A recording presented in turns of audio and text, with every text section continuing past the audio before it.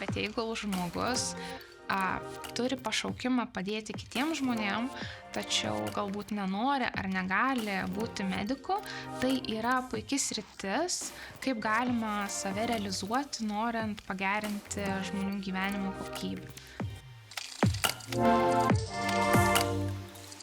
Ši studijų programa įdomi tuo, kad jis sujungia dviejų skirtingų universitetų žinias. Tai Kauno technologijos universiteto ir Lietuvos sveikatos mokslų universiteto. Dėl to gaunamos tiek chemijos, tiek biologijos žinios iš šios srities profesionalų ir tai padeda kurti ir identifikuoti vaistinės medžiagas ir jas pritaikyti.